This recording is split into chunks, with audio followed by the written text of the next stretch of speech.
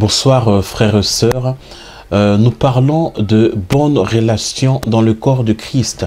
Je ne dis pas seulement des relations, mais je parle des très bonnes relations dans le corps de Christ. Car le corps de Christ a besoin de bonnes relations, a besoin que nous, comme enfants de Dieu, nous puissions entretenir de bonnes relations.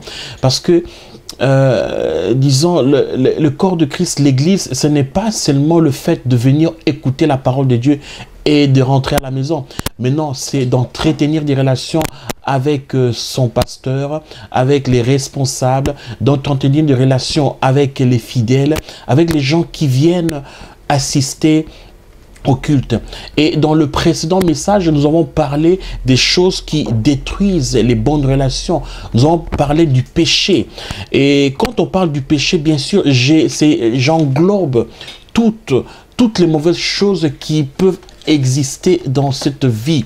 Par exemple, dans le livre de 2 Timothée, le 3e chapitre, et à partir du 1er verset, la Bible nous dit « Sachez que dans les derniers jours, il y aura des temps difficiles, car les hommes seront égoïstes, amis de l'argent, fanfarons, hautains, blasphémateurs, rebelles à leurs parents, ingrats, irréligieux, insensibles, déloyaux, calomniateurs, intempérants, cruels, ennemis des gens de bien, traîtres, emportés, enflés d'orgueil, aimant le plaisir plus que Dieu, ayant l'apparence de la piété, mais régnant ce qui en fait la force.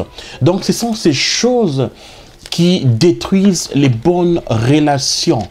Ce sont ces choses que j'ai énumérées maintenant qui détruiront les bonnes relations dans le corps de Christ, qui détruisent les bonnes relations aujourd'hui dans le corps de Christ. C'est l'ennemi, c'est le diable qui vient afin que nous puissions haïr notre prochain, afin que nous puissions ne pas entretenir de bonnes relations avec nos responsables, afin que nous puissions s'aimer les mauvaises choses, s'aimer la zizanie dans le corps de Christ. Frères et sœurs, nous sommes appelés à entretenir de bonnes relations. Nous sommes appelés à aimer les autres. Nous sommes appelés à voir son prochain au-dessus de soi.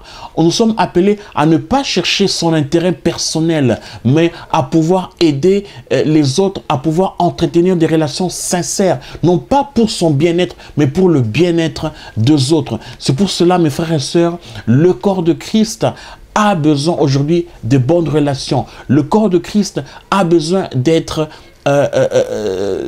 en bon état et en bonne santé. Et la bonne santé que nous pouvons donner aujourd'hui au corps de Christ, ce sont les bonnes relations que nous avons, que nous entretenons avec les responsables, avec les fidèles, avec tout le monde qui est dans l'Église.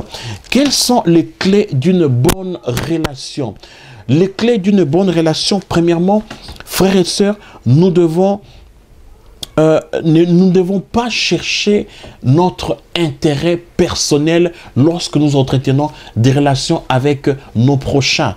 L'intérêt personnel, c'est-à-dire que j'ai des relations avec mon prochain parce que j'ai besoin de quelque chose. Non, nos relations doivent être des relations sincères. Je cherche non mon bien-être, non mon intérêt personnel, mais je cherche le bien-être et l'intérêt de mon prochain. Ça, c'est le premier. Le deuxième point, quelles sont les clés d'une bonne relation? Mes frères et mes sœurs, nous devons aimer notre prochain. Nous devons aimer le prochain. Pourquoi? Parce que l'amour, c'est ça qui doit nous lier. Nous devons être liés par ce lien d'amour. Dans le livre de 1er Corinthiens, le verset 13, la Bible nous parle de l'amour. La Bible nous parle des qualités de l'amour. Lisez ce verset et vous verrez quelles sont les qualités du vrai amour, l'amour qui vient du Seigneur.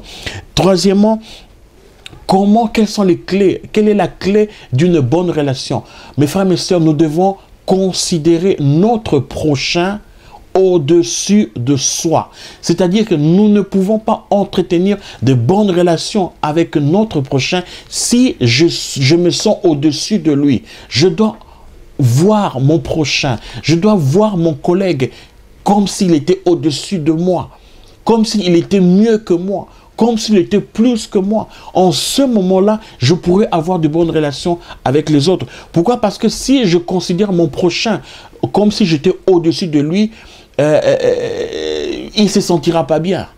Donc, le fait d'avoir de bonnes relations avec son prochain, je dois considérer les autres au-dessus de moi. Je dois servir les autres. Je dois venir en aide aux autres. Je dois ne pas attendre que les gens viennent me saluer. Ne pas attendre que les gens viennent me tendre la main. Ne pas attendre une aide des autres, mais faire le pas vers les autres. Faire le pas pour entretenir de bonnes relations avec les autres. Quelle est la clé également des bonnes relations? C'est honorer les autres.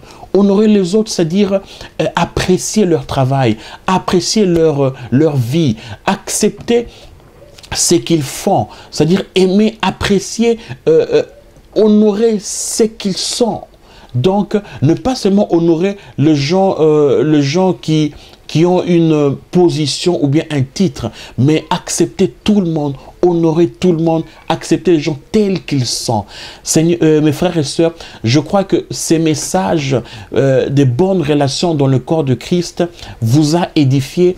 Et je suis convaincu que c'est une bénédiction pour vous. Donc, que Dieu vous fortifie, que Dieu vous bénisse.